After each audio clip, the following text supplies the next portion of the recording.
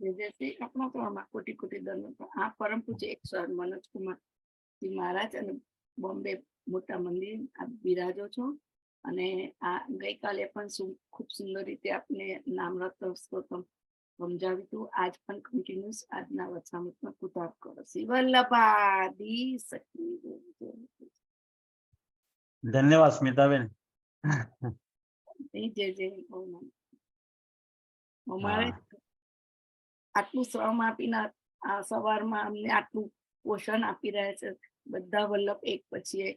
એ તો અમારો ઓહો ભાગ્ય કે અમે કયા જન્મના શું હોઈશું એ અમને નહીં ખબર, પણ આટલું પોષણ અમને મળી ગયું છે. અને ખરેખર સ્મિતાબેન આ શ્રીનાથજી વચનામૃતના માધ્યમથી ઘણા બધા બાળકો હવે વચનામૃત આપવામાં પ્રવૃત્ત થઈ રહ્યા છે. એ બહુ ખુશીની વાત છે.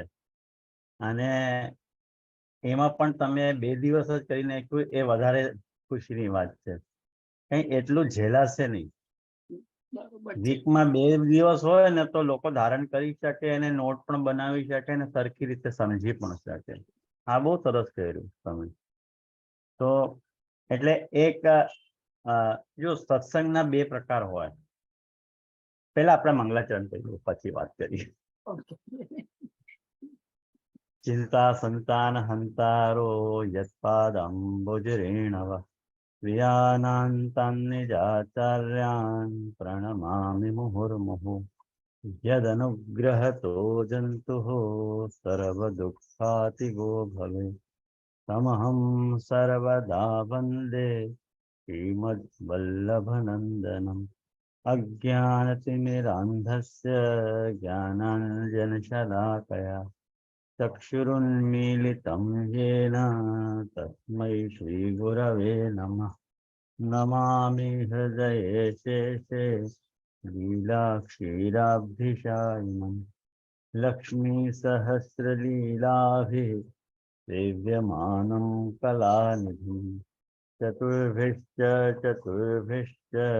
चतुर्भिस्तथा षड्भिर्विराजते योऽसौ पंचधा हृदये मम. आचार्य वाच प्रणमामि भाष्य निबंध सुबोधिनी स्थायित राष्ट्रयास्ता मत्स्वांतागत्य कृपा पितास्ता मदीय वाचां उपस्थित वैष्णवનું સ્વાગત કરું છું. અને જે હું વાત કહી રહ્યો છું સ્મિતાબેન, એ વાત એ હતી કે સત્સંગના 2 પ્રકાર હોય. એક જ્યારે આપણે સમૂહમાં મળીને જ્યારે સત્સંગ કરીએ એ સત્સંગનો બાહ્ય રૂપ છે. એક સત્સંગનો આંતર રૂપ પણ હોય છે કે જ્યારે સાંભળેલું જ્યારે આપણે મનન કરીએ, એનો નિધિધ્યાસન કરીએ, પછી એ વસ્તુનો તાત્પર્ય જે આપણને સમજાય છે એ સત્સંગનું આંતરિક સ્વરૂપ છે. અને એ જ વાસ્તવમાં વાસ્તવિક સત્સંગનો સ્વરૂપ છે કે જે આપણે અંદર સુધી હૃદય સુધી ઉતરે છે. આપણે જો શાંતિમાં એકાંત ચિત્તમાં એનું મનન નિધિધ્યાસન ન કરી શકતા હોઈએ તો એવા સત્સંગમાં જોડાવાનું કંઈ અર્થ જ નથી. અને એ ટાઈમ તો મળવો જોઈએ ને આપણને મનન અને નિધિધ્યાસન માટે. એટલે બહુ સરસ છે પ્રયાસ. અને તમને એક વખત હજી ધન્યવાદ આપું છું કે આ પ્લેટફોર્મ છે જેના ઉપર ઘણા બધા બાળકો વધારે છે અને વૈષ્ણવોને લાભ આપી રહ્યા છે. અને આજે આપણે ગોલ્ડન જ્યુબલી ગુસાઈજીનું 50મું નામ અતિ ગંભीर तात्पर्य लेसू नाम। बहुत खुशी की बात है वैष्णवों के आज अपन गोल्डन जुबली पे आए हैं। 50वां नाम पूरा, अर्धो नाम रत्ना के स्तोत्र अभी भी पूरा नहीं हुआ, 4 और होने चाहिए तो 108 होंगे, 54 + 54 लेकिन फिर भी ये गोल्डन जुबली है 50 नाम की, तो वो अपन आज देखें। अति गंभीर तात्पर्य, जिनको तात्पर्य अति गंभीर है ऐसे श्री गोसाई। नाम बहुत सरल है और सरलता से आपको समझ में आ जाए तो नाम है। और हर बार की तरह मैंने आपको विनती करके रखी है कि आप लोग भागवत जी अपने पास में रखो। और कल भी मुझको बहुत सारे लोगों के मैसेजेस आए थे कि उनको भागवत की संगति युक्त लगी है, तो धन्यवाद वाकई लिए। और आज जो अति गंभीर तात्पर्य नाम है, वह नाम के व्याख्यान में सबसे पहले अपन देवकीनंदन जी को कंसल्ट करें, देवकीनंदन जी की शरण लें कि देवकीनंदन जी क्या आज्ञा कर रहे हैं, पहले वो बात देख लें। और वो बात देखें तो देवकीनंदन जी आज्ञा कर रहे हैं कि अतिशयेन गंभीरम तलस्पर्शी तात्पर्यम अभिप्रायो यस्य तथा। अब देखो, देवकीनंदन जी खाली इतनी ही बात आज्ञा कर रहे हैं कि अतिशय, देखो हमें तीन पद हैं, अति, गंभीर और तात्पर्य।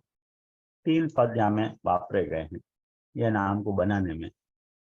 तीन पदन को जोड़ के ये नाम बनाया गया है, अति, गंभीर और तात्पर्य। तो अति तो अतिशय, अतिशय गंभीर मतलब डीप, गंभीर को वहां पे अर्थ है गहरो, और तात्पर्य को अर्थ है तात्पर्य मतलब अभिप्राय। अब देखो, अभिप्राय शब्द ऐसा है कि संस्कृत भाषा में दो बातें होंगी। एक, कभी शब्द कम पड़ जाए, और एक होवे अर्थ कम पड़ जाए। तो शब्द जहां कम पड़े वहां पे अध्याहार करनी चाहिए, और अर्थ जहां कम पड़े वहां ऊह करनी चाहिए। या को ध्यान से समझो आप लोग। जैसे बहुत फेमस, बहुत प्रसिद्ध यमुनाष्टक को अपन छठो श्लोक लें कि नमोस्तु यमुने सदा तव चरित्रम अति अद्भुतम न जातु यम यातना।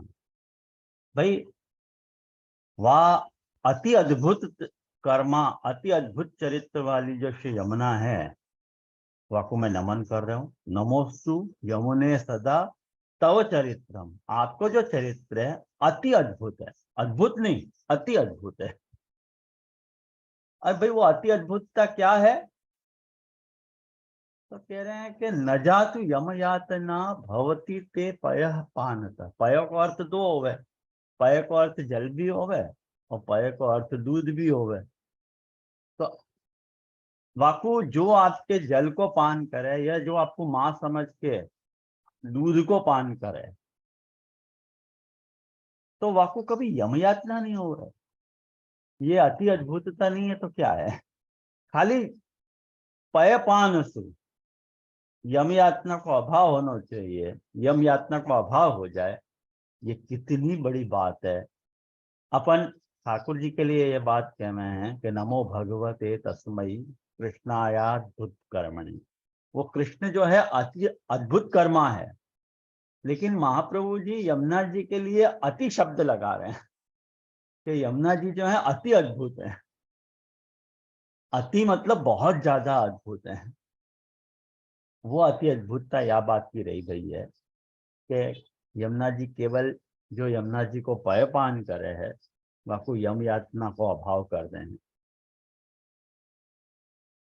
यमोपि भगिनी सुतान, क्यों यम यातना को अभाव कर दे हैं? तो वो महाप्रभु जी आगे स्पष्ट करें कि यम भी जो है अपनी बहन के बच्चा को कथम उहंती दुष्टान पे, दुष्ट भी यदि हो बहन को बेटा तो वह को मार कैसे सकता है? कथम उहंती दुष्टान्नपि, यानी ये प्रियो भवती सेवनात्, यानी ये आपको, आपके जल को जो भी सेवन करे है वो आपको प्रिय बन जाए है। अरे भाई, ऐसे ही बोल रहे हो कि कोई उदाहरण वगैरह भी है? तो कह रहे कि यथा गोपिका, जैसे गोपिकाएं प्रिय बन गई, ये पूरो नहीं लिखो है सेंटेंस महाप्रभु जी ने, यथा गोपिका प्रिया भवे, ऐसे ऐसे होना चाहिए ना, पूरा सेंटेंस पूरा करना चाहिए ना कि वो भी प्रिय बन गई। खाली महाप्रभु जी ने इतनो कह के छोड़ दियो है कि यथा गोपिका। अब यहाँ में शब्द कम पड़ रहे हैं ना, तो यहाँ में अपने को अध्याहार करना पड़े, मतलब शब्द जोड़ना पड़े, वह को अध्याहार कहो जाए। जहाँ शब्द जोड़ो जाए वह को अध्याहार करना कहो जाए, और जहाँ सेंस कम पड़तो हो वह को ऊह कहो जाए। ऊह, जैसे जैसे एक उदाहरण आपको मैं दूं कि निरोध। अब निरोध शब्द को अर्थ क्या हुआ है? निरोध शब्द को अर्थ हुआ है कि नितराम रोध है। रोध मतलब खींचनो, और नितराम को अर्थ हुआ बहुत अच्छी तरह से खींचनो, वह का नाम निरोध है। और जब भी अपन निरोध शब्द वापरेंगे तब निरोध में अपने को ऊ होएगा, क्योंकि साकांक्ष पद है, आकांक्षा वाला पद है। भाई कौन को निरोध, कहाँ निरोध, कैसे निरोध, कौन सु निरोध। भाई कहाँ से खींच रहे हो, कहाँ ले जा रहे हो, कहाँ पे खींच रहे हो, कौन के लिए निरोध कर रहे हो, ये सब आकांक्षाएं तो उठेंगी कि नहीं। ये जो आकांक्षाएं को उठनो है वह को अपन ऊह कह रहे हैं। ऊह आई समझ में आपको ये बात? कभी कोई बात ऐसे कही जाए कि जामे सो अपन ऊह कर सके। तो हर बात, कभी भी कोई भी बड़े कोई बात कहते हों, अर्थ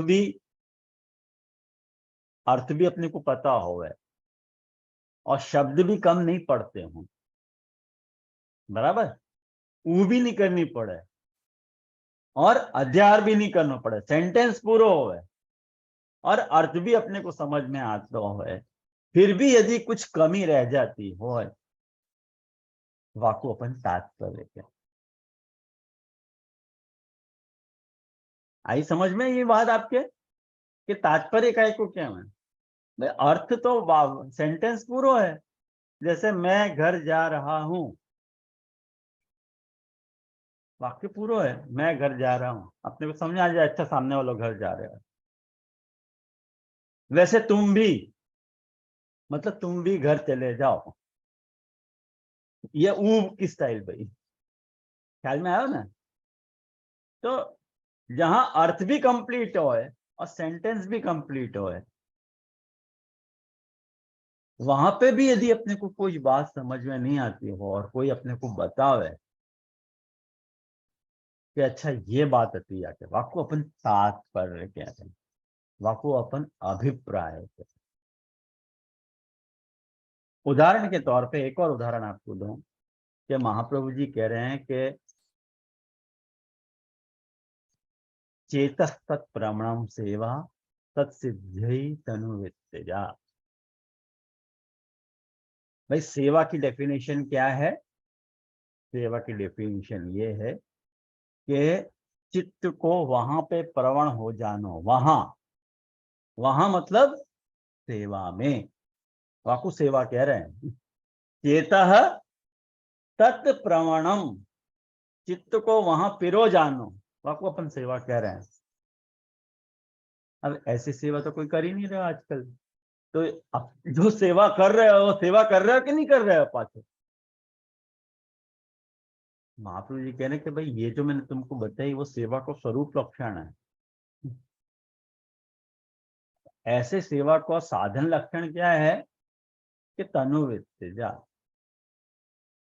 तनुवित्तेजा समस्त पद है, तनु और वित्त को जॉइंट करके एक पद बनाए हो तनुवित्त। और तनुवित्त सुजा, प्रकट होने वाली जो क्रिया है वाकु अपन तनुवित्तेजा कह रहे हैं। वो ऐसी क्रिया है कि जहां में तन भी चाहिए, और तन मतलब शरीर भी चाहिए, और वित्त मतलब पैसा भी चाहिए। पैसा को अर्थ माने वित्त को अर्थ केवल पैसा ही नहीं होगा, वित्त को अर्थ जो है पति यदि कह रहे हो तो वाकई लिए वित्त को अर्थ पत्नी है, बच्चा है, ये सब बाकी वित्त है, बाकी प्रॉपर्टी है। और जब पत्नी वित्त कह रही है तो वाकई लिए वाको पति, वाके बच्चा है, वो सब वाको वित्त है। तो तनु वित्त मतलब दोनों के कोलैबोरेशन से सेवा होनी है, ये महाप्रभु जी को तात्पर्य है। अब या को तात्पर्य अपन ऐसे निकालें कि कोई एक तनुजा पकड़ ले और कोई एक वित्तजा पकड़ ले, वो महाप्रभु जी को तात्पर्य नहीं समझ पाए हो। अब कोई कहे कि महाप्रभु जी ने तो कही है ना तंसु भी करना और वित्तसु भी करना, तो मैं खाली तंसु सिलेक्ट कर लूं तो कैसे चले, चले कि नहीं?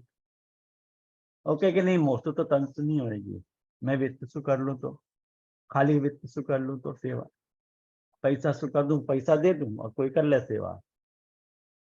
और कोई के नहीं, मैं पैसा तो मैं लगाऊंगा लेकिन मेरे से नहीं होएगा, शरीर तो मैं लगाऊंगा भले पैसा कोई और दे दे तो चले। ये सेवा के बहुत सारे प्रकार हैं जो महाप्रभु जी को तात्पर्य नहीं है। अब ये तात्पर्य मैंने कैसे निकालो? मैंने अपनी बुद्धि से निकालो? नहीं, महाप्रभु जी के या सिद्धांत मुक्तावली को ये जो दूसरा श्लोक है या दूसरे श्लोक के ऊपर श्री गोसाई बाबा को अति स्पष्ट व्याख्यान है। और जाको लड़ाई करनी हो वो गोसाई बाबा से लड़ाई करे। एतेन स्व सर्वस्व निवेदन पूर्वकम तत्रैव स्वदेह विनियोगे प्रेमणि जाते सा भवति इति भावः। ये श्री गोसाई बाबा के वचनामत हैं और कोई के नहीं। तो अपन को ये बात ध्यान में रखनी चाहिए कि तात्पर्य कभी भी छुपो भयो हो है, प्रकट नहीं हो। ये बात आप लोगों को अच्छी तरह से आई समझ में? यह बात को अच्छी तरह से समझोगे तो यह नाम को अर्थ आपको समझ में आएगा। अति गंभीर तात्पर्य। गोसाई जी की भी वाणी अति गंभीर है, जैसे महाप्रभु जी की वाणी गंभीर है, तात्पर्य छुपे भय तात्पर्य वाली वाणी है, ऐसी श्री गोसाई जी की भी वाणी ऐसी ही है। यह बात को अपने को कभी भूलना नहीं चाहिए। एक बहुत ही मजेदार बात मुझको याद आई, आपके साथ शेयर करूं मैं कि पहले के लोग कैसे होते थे। पहले के लोगन में, पहले के वैष्णवन में भी, पहले के शास्त्रियन में भी एक क्वालिटी थी कि मार्ग के प्रति निष्ठावंत थे। आज अपन बात करें कि निष्ठा अपन संप्रदाय के प्रति अपन प्रकट नहीं कर पा रहे हैं, ये बहुत दुर्भाग्य की बात है। लेकिन पहले के लोग कैसे आते हैं, आपको उदाहरण मैं आपको बताऊं। वो शास्त्री जी को नाम तो मुझको याद नहीं है, मुझको याद नहीं आ रहे हो अभी एकदम से, लेकिन मैं याद करके आपको बताऊंगा। उन शास्त्री जी से कोई ने एक बात कह दी कि भागवत में श्री गोपी जनन को तामस कहा है।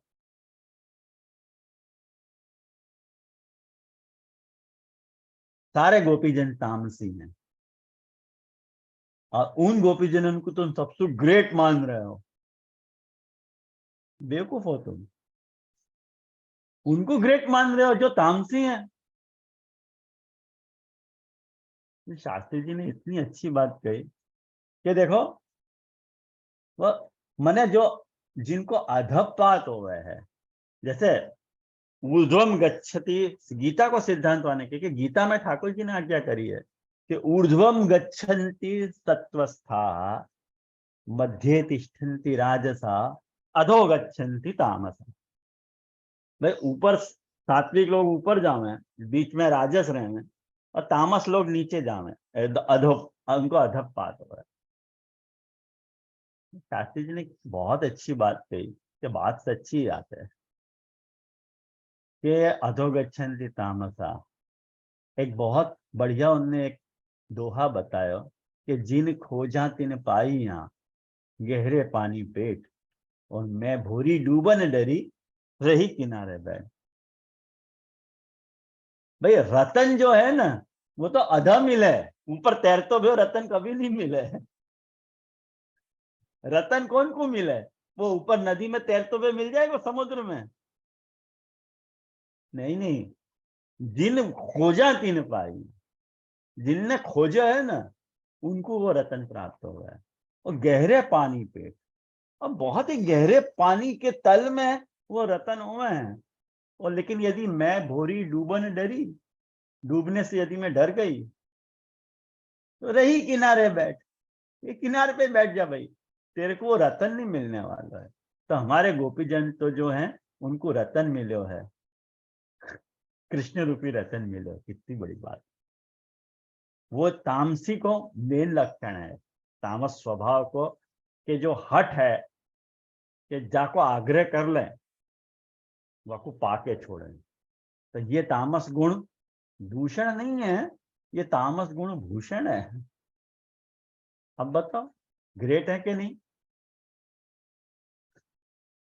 और उनने ये बात वाह सेंस में कही। देखो, ये तात्पर्य है। तो हर कोई व्यक्ति तात्पर्य नहीं समझ पावा है, ये तात्पर्य है। तो आप लोगों को आई ना ख्याल में?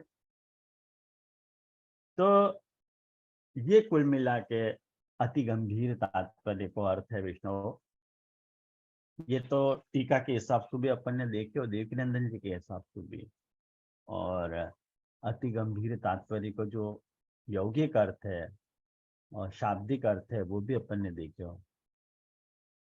और यहाँ तक या कि भागवत संगति को प्रश्न है, तो यह नाम की जो भागवत संगति है, वो भागवत को 60th अध्याय, 60वां अध्याय,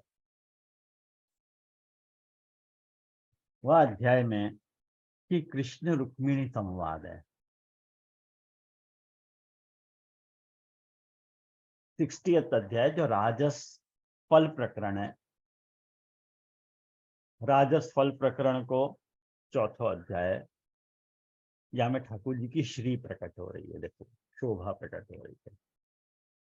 और वो शोभा कैसे प्रकट हो रही है, वो आंखों आप सुबोध नीति पढ़ोगे तो आपको वो सारी बात ख्याल में आएगी, कैसे शोभा प्रकट हुई।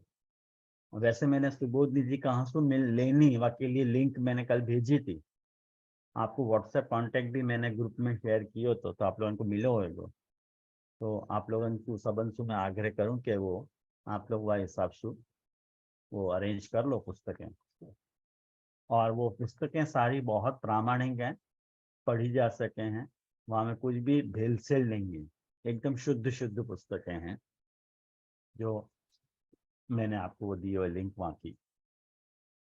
अपन भागवत पे आवे, भागवत की या नाम की संगति पे आवे कि अति गंभीर तात्पर्य नाम।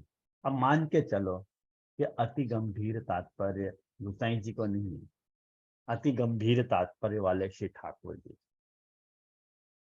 पूरी भागवत की संगति या अर्थ पे टिकी भई है कि 108 नाम जो हैं वो ठाकुर जी के नाम है, गुसाई जी के नहीं।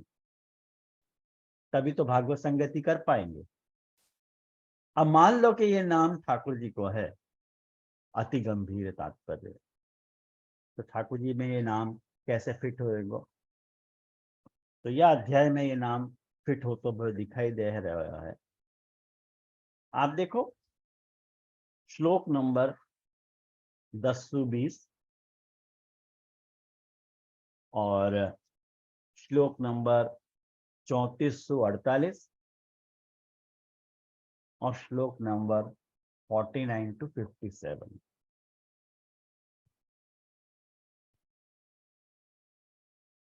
तो ये कुल इतने श्लोकन में अति गंभीर तात्पर्य ये नाम फुट हो रहा है।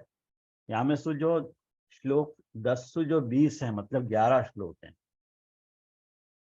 वो भगवत वचन है, भगवान वाच है। ठाकुर जी जो बोल रहे हैं वो या लैंग्वेज में बोल रहे हैं, पता ही नहीं चल रही है कि ठाकुर जी बोल रहे हैं कि ऑर्डिनरी कोई पुरुष बोल रहा है। लेकिन एक बात मैं आपको बताऊं कि जब भी कोई व्यक्ति आपस में मिले, जब भी दो व्यक्ति इनको संयोग हुए, तो ऐसे व्यक्ति के साथ ही बातचीत को व्यवहार रखना चाहिए। जो आपकी बात को समझ पावे, कोई मैत्री हो सके ना, नहीं तो मैत्री होगी कैसे। ठाकुर जी ने अपनी सारी बात ऐसे ढंग से कह दी कि वहां को तात्पर्य नहीं बताया। ठाकुर जी की बात को क्या अर्थ है तो ये रुक्मिणी जी को नहीं बताया, लेकिन रुक्मिणी जी समझ गई, और रुक्मिणी जी ने समझ के वह रिस्पॉन्ड किया। रुक्मिणी जी ने वह समझ के वह जो रिस्पॉन्ड किया, ये प्रूव करे कि रुक्मिणी जी ठाकुर जी के पटवानी, उनमें भी इतना बुद्धि कौशल है कि ठाकुर जी की वाणी को वो समझ पा रही है। हर एक नहीं समझ पावे महापुरुष ठाकुर जी की वाणी को। आप सिद्धांत रहस्य कोई उदाहरण ले लो कि ठाकुर जी ने श्रावण सुद एकादशी की महारात्रि को प्रकट होके जो वचन कहे थे, वह वचन को महाप्रभु जी ने ऐसे के ऐसे नहीं करे हैं, सेम टू सेम डिलीवर नहीं करे हैं दामोदर हसानी को, वह को पद्यबंध किया है, वह को पद्यबंध करके अपने को बताया हुआ है सिद्धांत रहस्य को उपदेश। कहीं कि ठाकुर जी की वाणी ऐसे के ऐसे यदि रिपीट कर देते तो कोई को समझ में ही नहीं आता कि ठाकुर जी कहना क्या चाह रहे हैं। तो तात्पर्य समझना बहुत डिफिकल्ट हो गया है, सबसे टेढ़ी खीर है तात्पर्य को समझना। जो व्यक्ति तात्पर्य समझ जाए ना, बाकी हमेशा विजय होगा, और जो तात्पर्य नहीं समझे वो अक्सर फेल हो जाए। और यही लिए सब बालकन को टीका लिखनी पड़े है, व्याख्यान लिखना पड़े है, ताकि तुमको तात्पर्य समझ में आए तो भाई कहना क्या चाह रहे हैं ये तो समझो। जो वाणी को अर्थ है वो नहीं अर्थ है, जो शब्द को अर्थ है वो अर्थ नहीं है। यहाँ पे आप बहुत फेमस श्लोक, बरहा पीड़म नटवर वपुहु कर्णयो कर्णिकारम, ये अपने यहाँ श्लोक है कि नहीं, भागवत को वेणु गीत को 5वां श्लोक वेणु गीत को। महाप्रभु जी के अलावा जितने भी व्याख्याकार हैं उन सबन ने या श्लोक को शब्दार्थ कह दिया है कि भाई ये अर्थ है कि बरहा पीड़म मतलब जो है वो मोर को गुच्छा है, और मोर को गुच्छा ठाकुर जी ने धारण कर रखो है। प्रभु नटवर स्वरूप हैं, नट वपु हैं, वर रपु हैं, वपु मतलब स्वरूप, और कान में जो है कर्णिकार के फूल धारण कर रखे हैं वगैरह वगैरह शब्दार्थ कह दियो। महाप्रभु जी ने जब यह व्याख्यान कियो तो महाप्रभु जी ने कहा शब्दार्थो अत्र न विवक्षित। अरे भागवतकार तुमको ये शब्दार्थ बताने नहीं बैठा है यहाँ पे कि भागवत को के ठाकुर जी के रूप को वर्णन करे, क्यों बताएगा, कुछ और आशय है, कुछ अभिप्राय गंभीर है। महाप्रभु जी कह रहे हैं कि अपनो जो कृष्ण है वह को स्वरूप जो है, वो जो प्रमेय है वो अति श्रृंगार रसात्मक है और अपने आनंद सु परिपूर्ण है, स्वानंद तुंदिलप है। प्रभु के वास्तव स्वरूप को वर्णन करने के लिए भागवत प्रवृत्ति वही है कि प्रभु अपने आनंद से परिपूर्ण और कैसे अपने आनंद में छके रहे हैं, या बात को बताना भागवत को प्रयोजन है। और जब ये बात भागवत ने बताई तब अपने को पता चली कि अच्छा ठाकुर जी को स्वरूप अपना ऐसा है। ऐसे ही तात्पर्य को समझना अति आवश्यक हो वैष्णव। तो यहाँ पे भी ये जो 11 श्लोक हैं ठाकुर जी के, श्लोक नंबर 10 से लेकर श्लोक नंबर 20 तक, ये जो 11 श्लोक आए हैं उन 11 श्लोकन को तात्पर्य रुक्मिणी जी समझ पाए, और वाके बाद ठाकुर जी ने कन्फेस किया, माने रुक्मिणी जी ने 3448 श्लोक तक ठाकुर जी के जो वचन हते वाको जो तात्पर्य हतो जो अति गंभीर हतो वाको तात्पर्य रुक्मिणी जी ने बताया कि अच्छा ठाकुर ये तात्पर्य है। और वाके बाद श्लोक नंबर 49 से 57 तक ठाकुर जी ने कन्फेस किया है, ठाकुर जी ने माने कि हाँ सच्ची बात, मैं जो कहना चाहता हूँ तो वाको तात्पर्य यही है। मैं तो कल देखना चाह रहा था कि तुम मुझसे प्रेम करो कि नहीं। मेरे प्रेम को ठाकुर जी ने अपने प्रेम की परीक्षा ली रुक्मिणी जी की, हाथ परिहास में। तो ये कुल मिला के या नाम को वो है, कैसे भयो है वो अपन देखें। देखो बड़ी मजेदार या की संगति है। कृष्ण रुक्मिणी संवाद श्लोक 1 से लेकर के 9 श्लोक तक ठाकुर जी को वर्णन आ रहा है कि एटमॉस्फियर। सबसे पहले अपने को स्थिति बता रहे हैं भागवत का कि ठाकुर जी की जो लाइफस्टाइल रहती द्वारका में वो कैसी रहती। आराम से ठाकुर जी जैसे नॉर्मल वर्णन है। ठाकुर जी सब काम से फ्री होकर के पलंग पे विराजे हैं। एकदम इमेजिन करो कि ठाकुर जी एकदम क्लियर शांत मूड में ठाकुर जी पलंग पे विराज रहे हैं और वहां पे रुक्मिणी जी की एंट्री हो रही है और सब सखियां इनके साथ रुक्मिणी जी पधार रही है। आप ये सब कल्पना करोगे ना तो आपको ये सब नाम को स्वारस्य समझने में मजा आएगी। और रुक्मिणी जी कैसी लग रही हैं वह को वर्णन आ रहा है तो भाई। और रुक्मिणी जी ने क्या क्या पहन रखे हुए है। और रुक्मिणी जी के वो जा बेडरूम में या शैया कक्ष में रुक्मिणी जी और ठाकुर जी विराज रहे हैं, वो शैया को डेकोरेशन कैसा है, वो सब वहाँ का जो आर्किटेक्चर है वो सारा वर्णन यहाँ भागवतकार कर रहे हैं। वो पढ़ने लायक है, मजा इंटरेस्टिंग है। जैसे आज के स्पेशल में अपन जैसे सेंट वगैरह छिड़के के नहीं, बेड माने रूम स्प्रे आवे, तो वह समय रूम स्प्रे अवेलेबल नहीं होते थे। तो जो है वहाँ पर जो है अगर के धूप के धुआं वगैरह रहते, तो ये ओल्ड फैशन है। लेकिन एक सच्ची बात मैं बताऊं आपको कि ये जो अपन रूम स्प्रे करें ना, रूम स्प्रे आधा 1 घंटा बाद तो वो वेपोरेट हो जाए, रूम में कोई सुगंध ही नहीं रहे। इसलिए ये अगर सु और यासु धूप सु कियो भयो जो धुआं है वहाँ की स्मेल लॉन्ग लास्टिंग हो गया। आप कभी भी जाओ ना मंदिरन में तो आपको एक वातरिक स्मेल आती रहे। आपको ये पता चले कि हाँ ये देव को एरिया है, देव मंदिर को एरिया है। तो ऐसी वहां में खासियत होती थी। और ये इत्र जो है ना, ये तो धुआं धुआं अपने यहाँ उद्दीपन भाव सु मानो गयो है। अब उद्दीपन भाव मुझसे मत पूछियो, आप लोगों को बहुत बार पता होगी कि जो श्रृंगार रस को जो भाव है वह को बूस्टअप करने के लिए वह को उद्दीपन भाव कह रहे हैं। ये सब सारी सजावट बात करे की है कि ठाकुर जी को मूड आ जाए और ठाकुर जी वह प्रेम से बात करें रुक्मिणी जी के साथ। वह तरह का एटमॉस्फेयर रुक्मिणी जी के कक्ष में है। और बहुत इंटरेस्टिंग बात यहाँ महाप्रभु जी ने बताई है कि वो एक दासी हती, वो पंखा कर रही थी ठाकुर जी और रुक्मिणी जी को। तो रुक्मिणी जी को ऐसा लगा कि नहीं नहीं ठाकुर जी क्या समझेंगे, मैं तो कुछ कर ही नहीं रही हूँ। तो दासी के हाथ से पंखा लेके खुद ठाकुर जी को पंखा कर रही हूँ, सेवा कर रही हूँ। ऐसे कोई नॉर्मल भाव है ये सब, कोई क्या समझ जाए। और वैसे भी तीसरा क्यों चाहिए, ठाकुर जी और रुक्मिणी जी के बीच में तीसरा चाहिए क्या।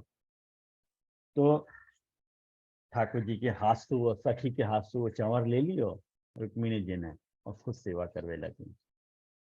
और सारो वर्णन है के हाथ में कैसी कैसी अंगूठी वगैरह सब पैर रखो। तो अब रुक्मिणी जी और ठाकुर जी फुल मूड में है, ये एटमॉस्फेयर क्रिएट हो गयो, वातावरण तैयार हो गयो। और वाके बाद ये रुक्मिणी जी लक्ष्मी स्वरूपा ही हैं, ये तो अपन जाने ही है। वाके बाद ठाकुर जी बहुत प्रसन्न हो गए, बहुत खुश हो गए कि चलो रुक्मिणी जी मेरे परायण हैं और मुझसे बहुत प्रेम कर रही हैं।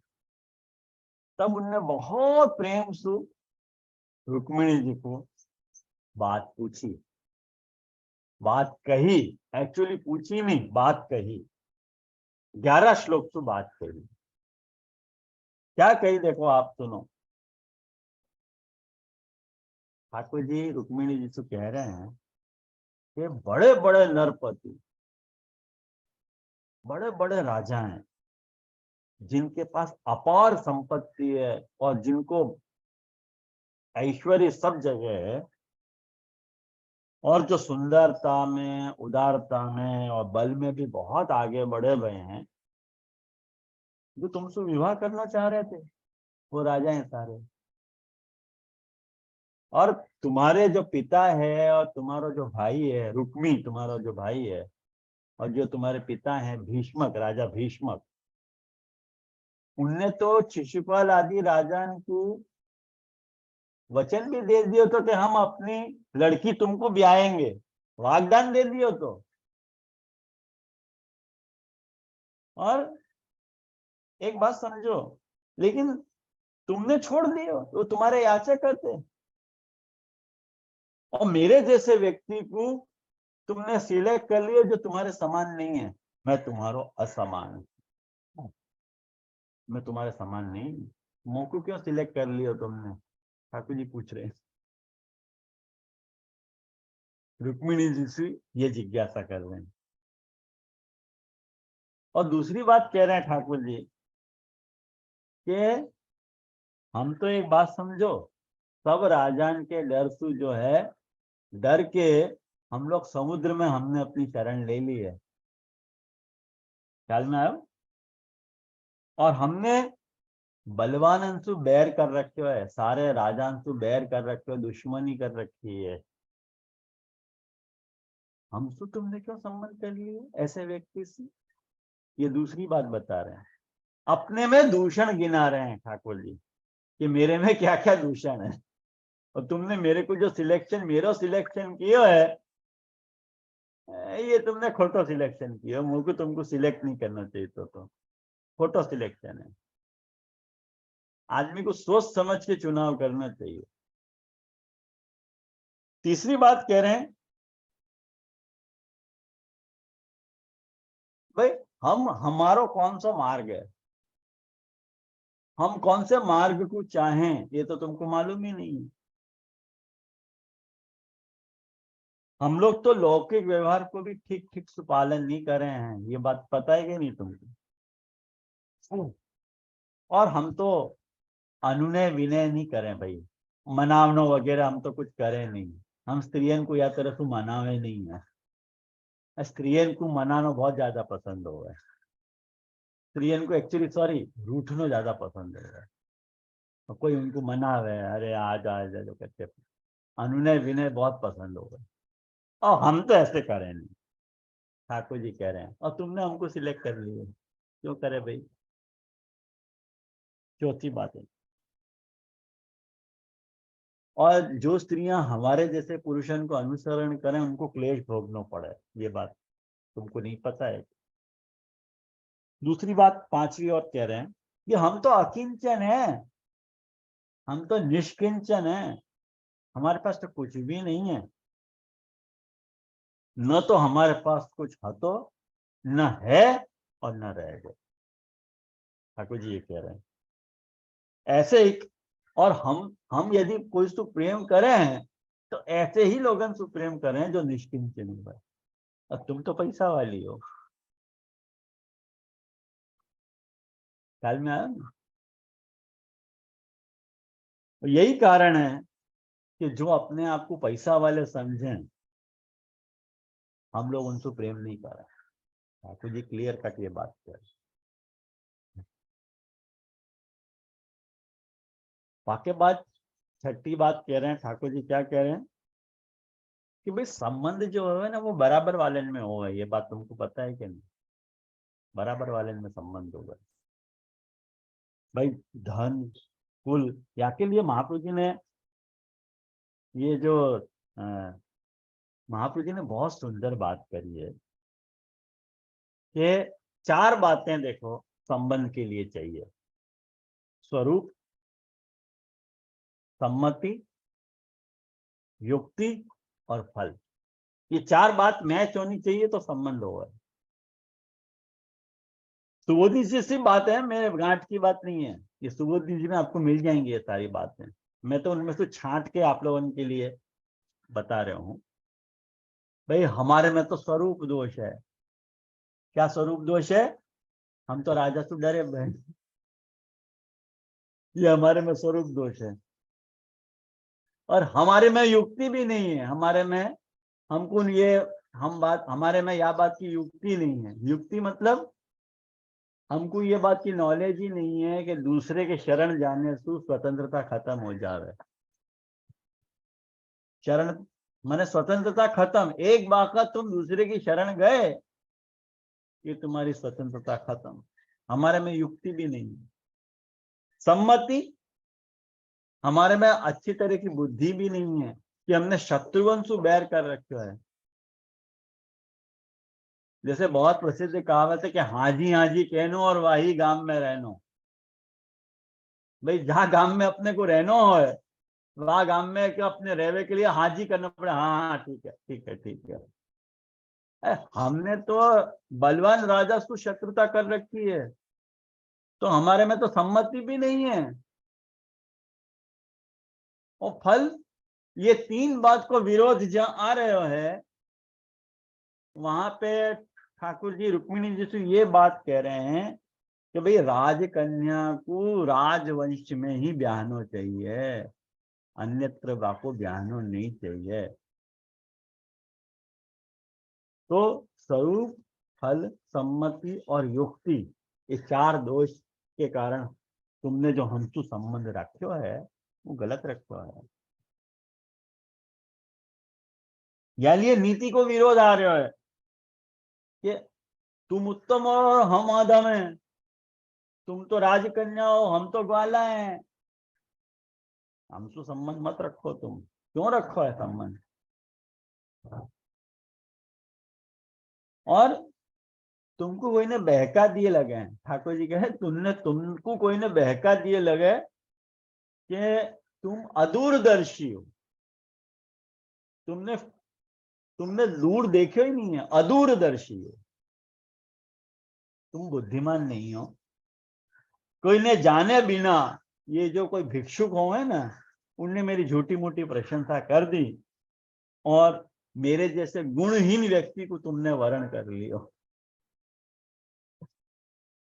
है ना मजेदार बात ये। मेरे जैसे गुणहीन व्यक्ति के साथ तुमने अपना संबंध बांध लियो।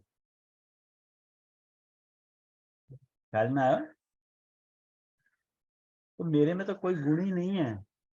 और ठाकुर जी जाके लिए एक बात कह रहे हैं कि स्त्री को स्वभाव जो है ना, वो संसार चाहने को स्वभाव है। स्त्री मुक्ति नहीं चाहे, संसार चाहे। ये बात ठाकुर महापी जी कह रहे हैं, मैं नहीं कह रहा हूँ। खोटो मेरे पर वो मत करियो कि मोहन बाबा ने कही ऐसे। मैं तो महाप्रभु जी की पंक्ति का अनुवाद आपके सामने कर रहा हूँ। या लिए ठाकुर जी कह रहे हैं कि देखो अब भी कुछ नहीं बिगड़े। स्त्री को स्वभाव में आपको बता दूं, अब भी नहीं बिगड़े कुछ। तुम जैसे हो वैसे कोई श्रेष्ठ जो क्षत्रिय हो है ना, वहां को चुन लो। जाके द्वारा तुम्हारी यालोक की और परलोक की सारी आशाएं पूरी हो जाती हैं, ऐसे व्यक्ति को तुम चुन लो तो तुम्हारी सारी बात क्लियर हो जाएगी। इतनी बात बता के ठाकुर जी को ये ख्याल आया कि शायद रुक्मिणी जी के मन में ये बात आ जाए कि यदि ऐसी बात ठाकुर जी के अंदर हती तो रुक्मिणी जी को हरण ही क्यों कियो भाई? पहले हरण कर लियो और फिर ये सारो ज्ञानोपदेश दे रहे हैं। ये गलत बात है ना।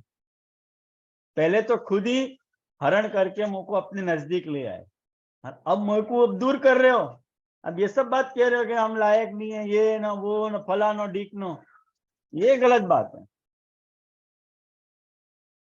अब यह बात को सॉल्यूशन ठाकुर जी दे रहे हैं। देखो कि यदि ऐसा है तो हरण क्यों की हो, तो वापस ठाकुर जी वो एंटिसिपेट करके पहले से सोच के कि रुक्मिणी जी क्या आक्षेप लगाएंगे मेरे ऊपर, खुद ही जवाब दे रहे हैं कि भाई शिशुपाल, शाल्व, जरासंध, दंतवक्त्र, ये सारे और तुम्हारो बड़ो भाई रुक्मी, ये सारों में से जलते थे और अपने बल पौरुष के कारण, अभिमान के कारण अंधे हो रहे थे और अपने सामने कोई को गिनते नहीं थे भाई। यानी उनको मान मर्दन करने के लिए मैंने तुम्हारा हरण किया, ये बात थी। ख्याल में आया? और कोई कारण नहीं आता, खाली उनको उनको अभिमान खत्म करना था, या कहिए।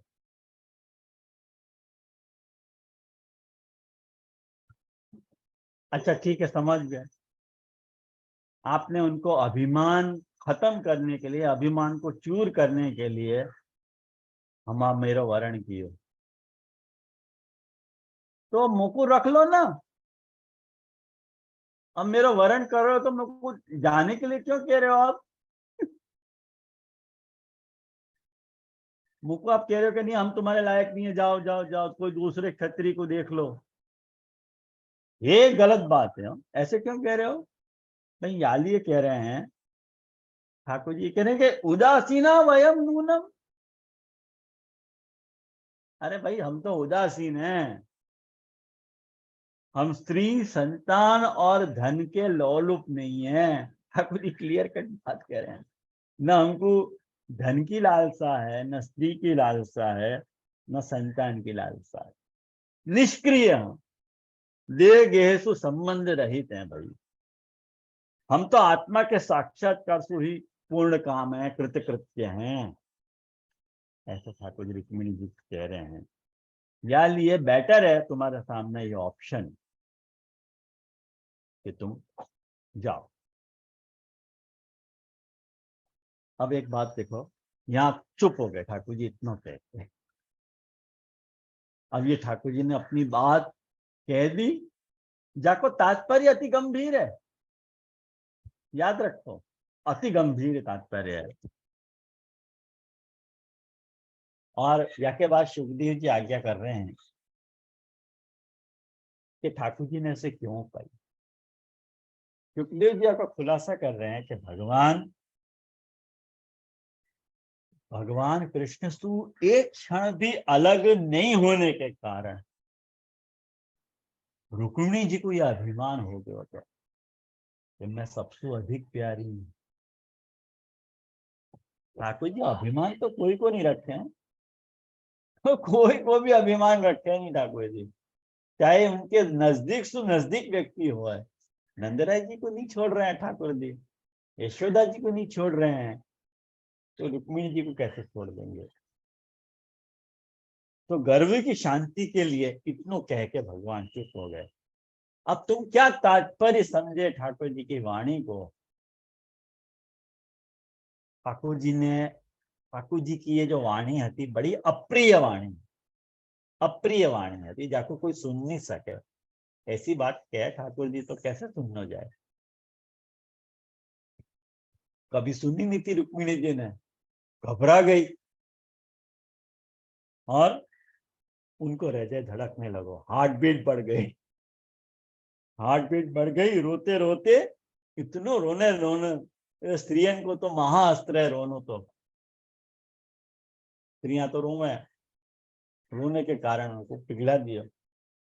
और बहुत सुंदर वर्णन है कि अंगूठा सु धरती को कुरेदने लगी, पैर के अंगूठा तो धरती को कुरेदने लगी। क्या करूं क्या करूं क्या करूं, कुछ समझ में नहीं आ रहा, मुंह नीचे को लटक गया, उनकी वाणी रुक गई, गला रुंध गया, कुछ कह नहीं पाई और इतनी दुबली हो गई कि कलाई को कंगन भी खिसक गया हो। फैंटास्टिक वर्णन आ रहा है। और धरती पे गिर गई रुक्मिणी जी। ये बात सुन के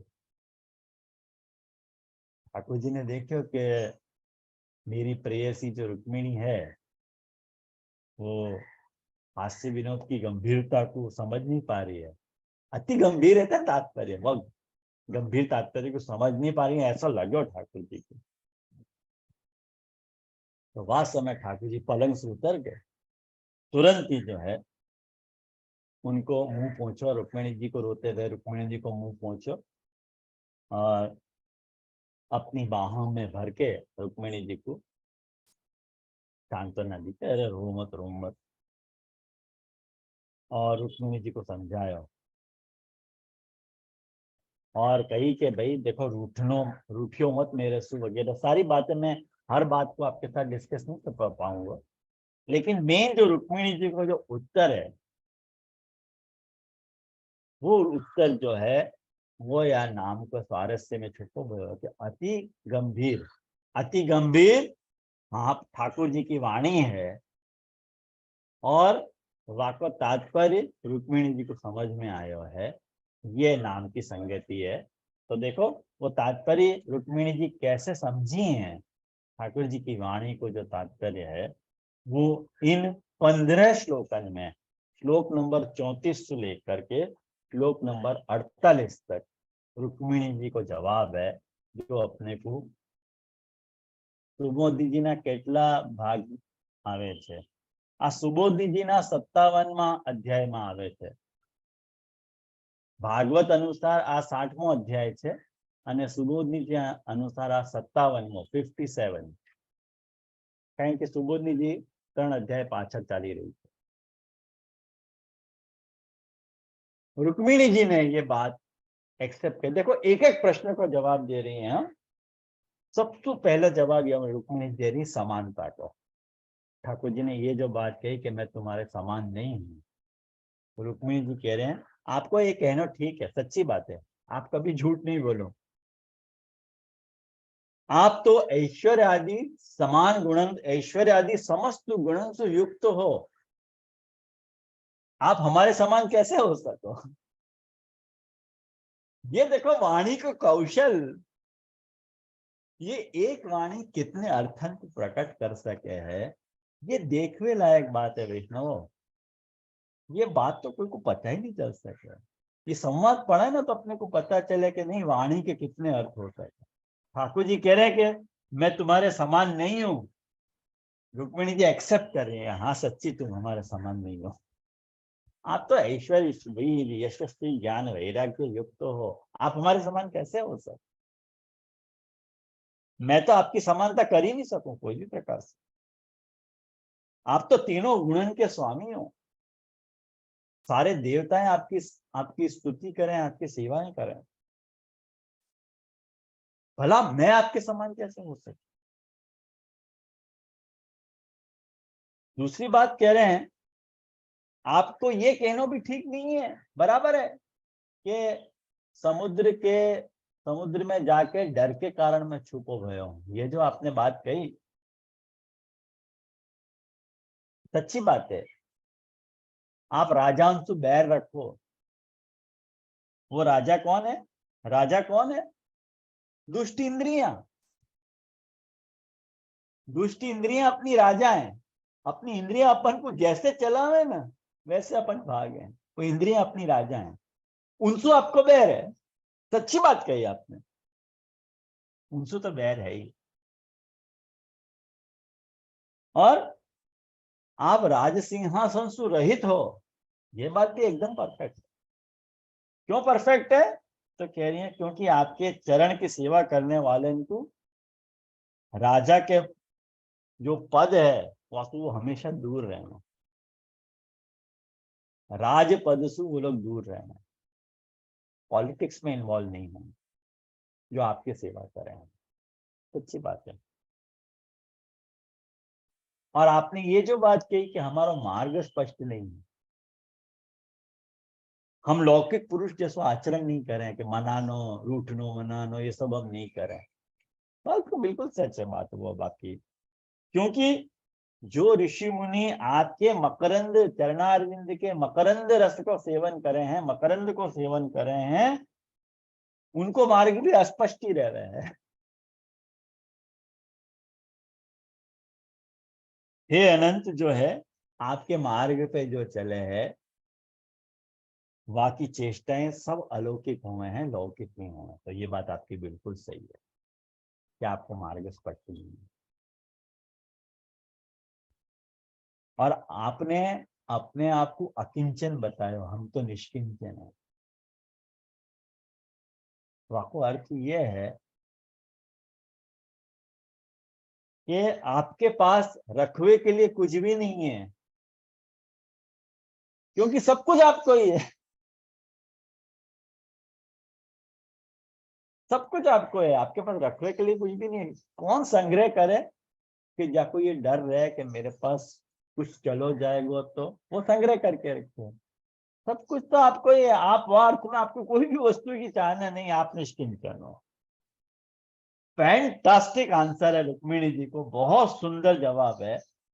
और ठाकुर जी के यह उत्तर को प्रत्युत्तर केवल रुक्मिणी जी दे सके हैं वैष्णवों, और कोई नहीं दे सके पाप। और या की सुबोधनी जी आप बांचोगे ना, रस घुले ऐसी ऐसी सुबोधनी जी वाणी है या की। बहुत अच्छी सुबोधनी जी महाप्रभु जी ने लिखी है के ऊपर। बहुत सारी बात डिस्कस नहीं कर पा रहा हूँ आपके साथ, कुछ मेन बातें आपके साथ कर पा रहा हूँ। जैसे वाक्य बात जो है, और भी बहुत सारी बातें ठाकुर जी ने बताई हैं कि जने कौन ने आपको बहका दिए है कि मेरे में बहुत सारे गुण हैं। ये सब भिक्षुकन ने आपको बहका दिए, तुमको बहका दिए हो कि मेरे से संबंध रख लो। तो एक बात समझो कि वो भिक्षुक और कोई नहीं है, वो महात्माएं हैं, और जिनने आपकी महिमा और प्रभाव को वर्णन किया है। एक बात समझो, ये मेरी अदूरदर्शिता नहीं है। हमको इतनी आप समझ रहे हो कि तुम दूरदर्शी नहीं हो, तुम अदूरदर्शी हो। तुमको पता नहीं चल रही है कौन के साथ संबंध रखना है। ये बात आपकी बिल्कुल गलत है। मैं अदूरदर्शी नहीं हूँ, मैं दूरदर्शी हूँ। मैंने सोच समझ के आपके साथ संबंध रखा है। और यह बात को आप सारे जगत के आत्मा हैं, और आप सारे प्रेमी इनको आत्मदान करो हो। ये सब बात मुझे पता है। ये मेरी अदूरदृश्यता नहीं लग रही है प्रभु। आपके तो खाली बाहों को इशारा ही काफी है। तो आप क्या दर्शी वो बात कर रहे हो। वाक्य बात जो है देखो, आपने ये जो बात कही है कि जो मेरे से संबंध रखे वह को प्रायः कष्ट उठाना पड़ा। सच्ची बात है। सारो इतिहास साक्षी है कि आपसे संबंध रखने के बाद उनको कौन कौन से कष्ट उठाने पड़े। उन्हें उदाहरण दिए हैं, अंग है, पृथु है, भरत है, ययाति है, और गए आदि बड़े बड़े जिनने राजाएं थे, उनने अपनो एक छत्र साम्राज्य छोड़ करके जो है आपको पावे के अभिलाषा सु तपस्या करके वन में चले गए। तो ये बात आपने बिल्कुल सच कही, आपने कहा गलत कही। और जो बात आप कह रहे हो कि तुम कोई और राजकुमार को वर्ण कर लो, तो आप तो समस्त गुणन के एक छत्र स्वामी हो। बड़े बड़े संत जो हैं आपके चरण कमल की गुण को वर्णन करे हैं, आपके गुणन की प्रशंसा करे हैं। तो कोई भी बुद्धिमानी स्त्री जो है ना ऐसा नहीं करेगी, आपको छोड़ के कोई दूसरे को चाहेगी। क्या में बहुत सारी अच्छी अच्छी और भी बातें हैं वैष्णव। मैं गिना नहीं, कम से कम के लिए 2-3 लेक्चर चाहिए हर एक बात को शांति से डिस्कस करने के लिए, पॉइंट वाइज। लेकिन मैं आपको खाली दिशा निर्देश कर रहा हूँ। आप लोग सुबोधित देखोगे तो खुलासा जरूर मिलेगा हर एक बात को। कोई भी बात रुक्मिणी जी ने छोड़ी नहीं है। ठाकुर जी के एक एक प्रश्न के आशय को, तात्पर्य को समझायो है, अति गंभीर तात्पर्य।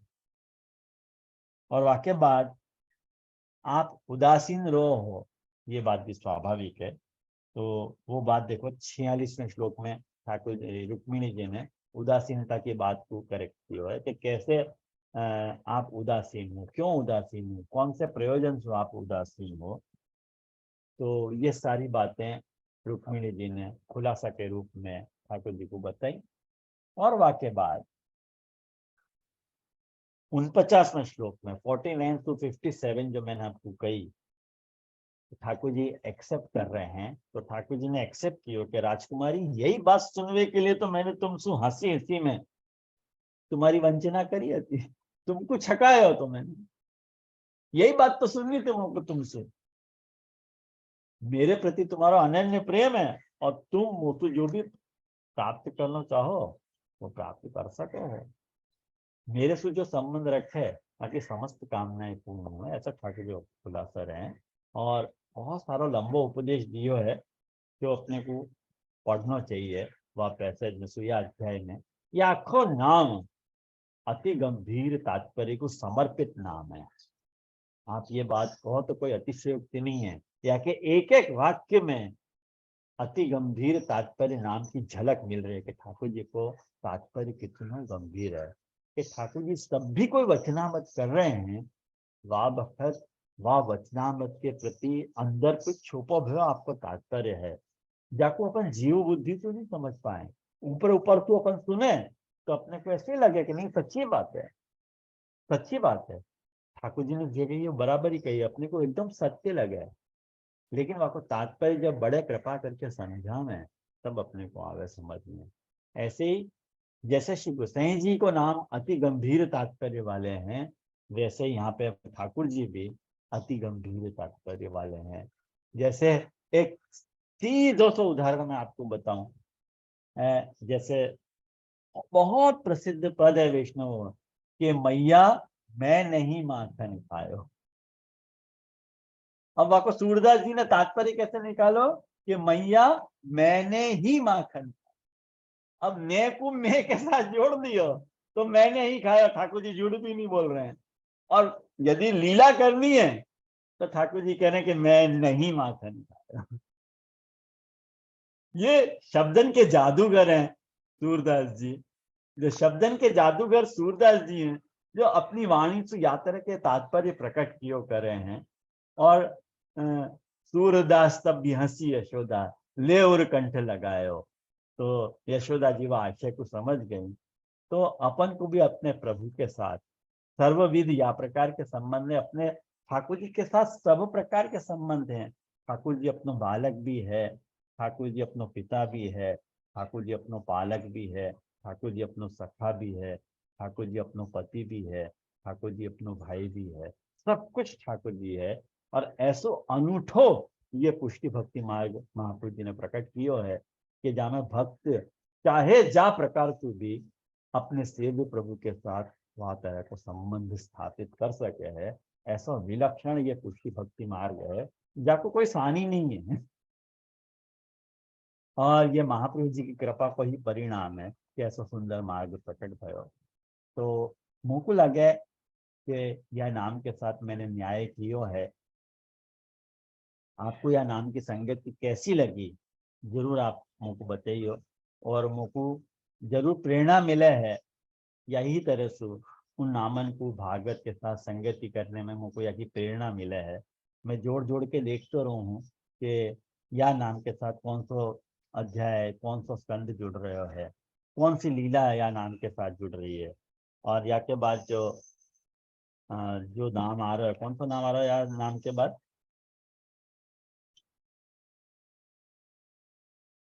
पितृवंदनीय कथनीय गुणाकर, कथनीय गुणाकर नाम आ रहा है। तो 51 नाम है। लेकिन इतने 50 नामन तक अपन ने नाम रत्ना के स्तोत्र की भागवत के साथ संगति देखी है।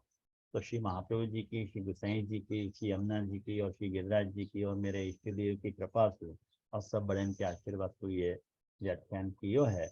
या में जो भी अनुपपत्ति है, यदि कुछ मैंने बात गलत कही है तो मैं क्षमा मांगू हूँ। लेकिन मुझको जो आशय समझ में आयो है वो मैंने आपके साथ शेयर किया है। तो आज को वक्तव्य यहाँ रखूँ मैं, तो कुछ पूछना हो तो जरूर पूछते हैं।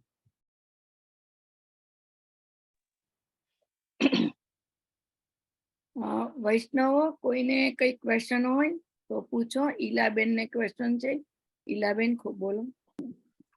जय श्री दंडवत प्रणाम जय श्री। हाँ इलाबेन बोलो। बस मैं देखूं हर वक्त आप नोट्स बनाओ, मैं हमेशा हाँ आपको जी देखूं। हाँ जी हाँ जी।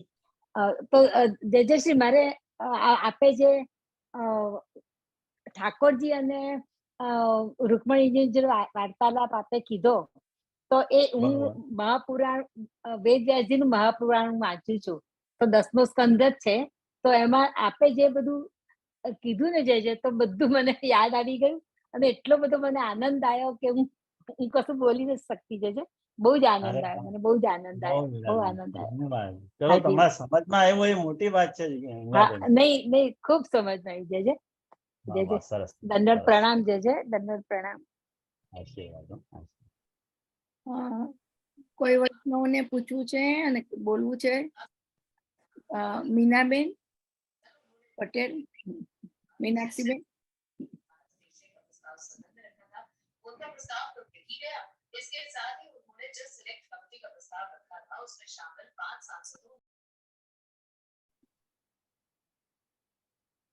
હા, ના, કોઈને બોલવું છે તો હાજુ તો હું ખોલું બધાને એક પછી એક.